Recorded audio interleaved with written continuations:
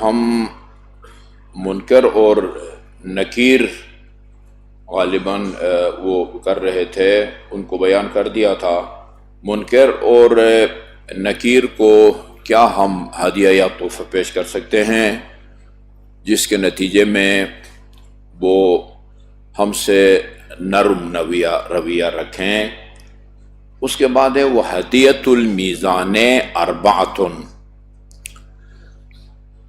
یہ بنیادی نقطہ بھی نوٹ کر لیں کہ یہ جو ہم 40 نیک اعمال کا ذکر کریں گے، وہ فلان عمل فلان منزل پہ فلان منزل پہ کام آئے گا، اس کا مطلب یہ نہیں ہے کہ وہ عمل کسی اور جگہ کام نہیں آئے گا۔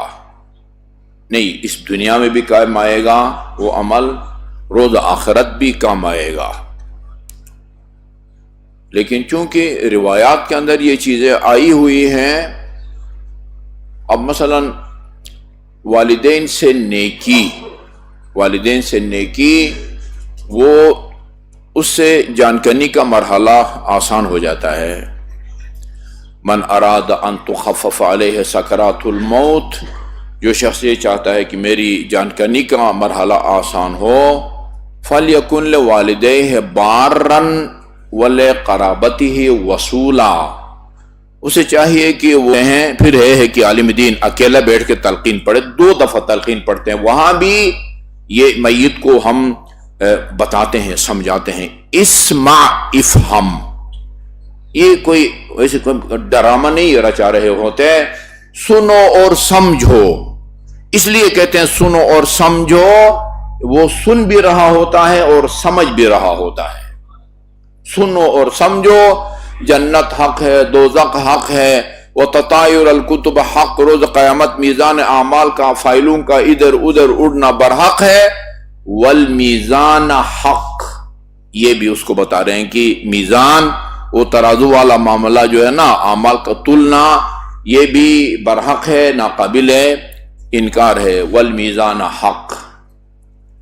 اچھا، یہ میزان کا جو مرحلہ ہے جہاں اعمال کو ترازو میں تولا جائے گا، وہاں لکھا ہے کظم الغیظ، جو آدمی اپنے غصے کو پی جاتا ہے، یہ عمل اعمال کے تلتے وقت آپ کو کام آئے گا۔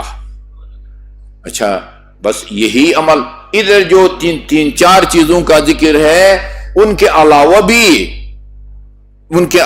بھی یہ روایت میں آپ کو کئی دفعہ سنا چکا ہوں، رسول خدا نے فرمایا، میں نے اپنی کتابوں میں بھی دیکھا ہے، اہل سنت کی کتب احادیث میں بھی دیکھا ہے، اثقل الاعمال فی المیزان، آپ کے میزان عمل میں، ترازو کے پلڑے میں روز قیامت سب سے زیادہ وزنی عمل وہ محمد اور آل محمد پر صلوات ہے۔ اللہم صلی علی محمد وآل محمد۔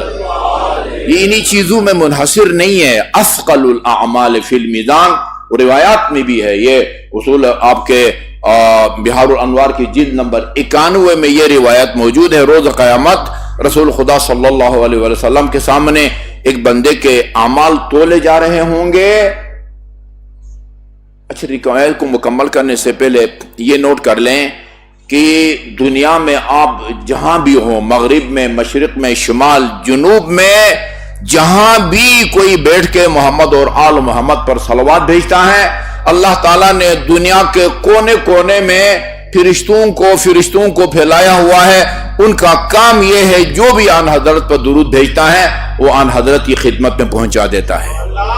روز قیامت اللہم صلی اللہ محمد و آل محمد، آپ کے سامنے ایک بندے کے اعمال تولے جا رہے ہیں، آپ دیکھیں گے کہ اس کی نیکیوں کا جو پلڑا ہے وہ ہلکا ہے۔ آپ کے پاس اس کے زندگی بھر کے جو صلواتوں کا ثواب ہوگا، اس میں سے چند ایک صلواتوں کا وہ ثواب جب وہ نیکی کے پلڑے میں رکھیں گے، پھر وہ پلڑا جھکتا ہوا نظر آئے گا۔